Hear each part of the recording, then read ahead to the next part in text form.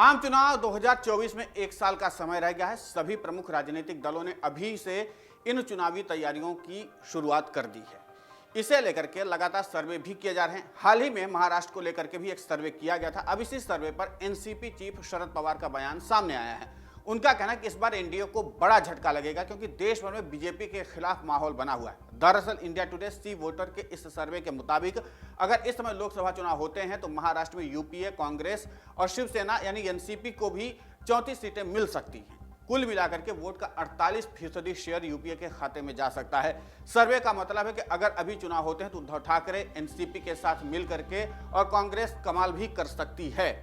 वहीं यह सर्वे एनडीए और बीजेपी शिंदे गुट के लिए एक बड़ा झटका साबित हो सकता है। इस सर्वे में यह भी दावा किया गया है कि देश में इस समय बीजेपी विरोधी माहौल लगातार चल रहा है। इसी को लेकर के शरद पवार का कहना है कि यह सर्वे सच्ची तस्वीर दिखाता है। हालांकि उन्होंने कहा कि वो पूरी तरह से इस सर्वे पर भरोसा नहीं करेंगे, लेकिन इसने एक नई दिशा जरूर दिखाई है। उन्होंने कहा कि एनसीपी विपक्षी दलों को एक साथ लाने की कोशिश पहले से ही करता रहा और अभी भी कर रही है ताकि बीजेपी का मुकाबला मजबूती से किया जा सके।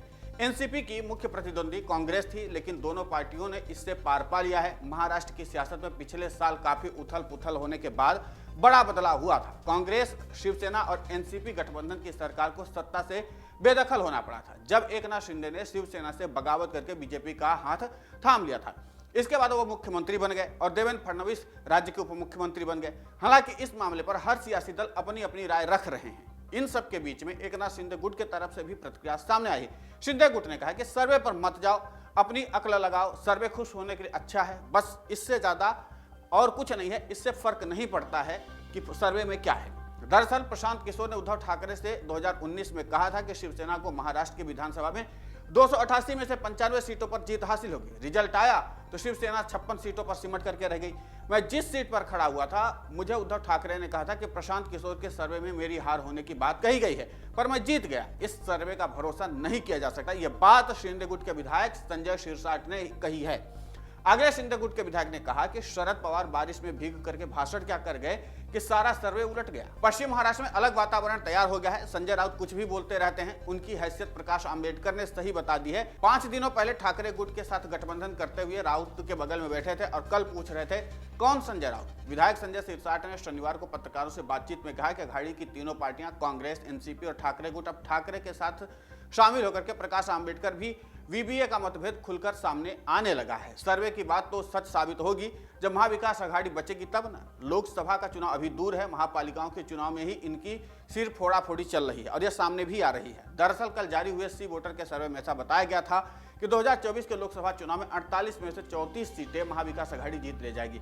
इस पर उद्धव ठाकरे ने अपनी प्रतिक्रिया देते हुए सर्वे में रिजल्ट को डरते डरते करार दिया था कि इसमें डरते डरते बताया गया। दरअसल जीत 40 सीटों पर होने वाली है। संजय राउत ने कहा कि हम तो पहले ही कहते थे कि 38 से 40 सीटों पर हमारी जीत होगी।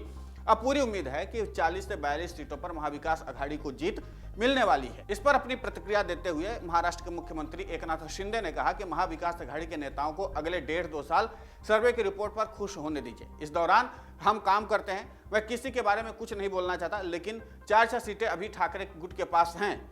उतनी भी रह जाए तो बहुत बड़ी बात है। मामला माइनस में ही जा सकता है। कुल मिलाकर के दोनों गुट के तरफ से अपने अपने दावे किए जा रहे हैं, अपनी अपनी संभावनाएं जताई जा रही हैं। लेकिन इन सब के बीच में है कि फैसला तो महाराष्ट्र की जनता को करना है।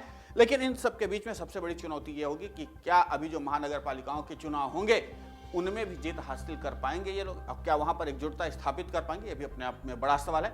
कई अहम सवालों का जवाब मिलना भी बाकी है, जिसका जवाब महाराष्ट्र की जनता अपने मतदान से करेगी। डाउनलोड करें अमर उजाला ऐप और पाएं खबरें लगातार।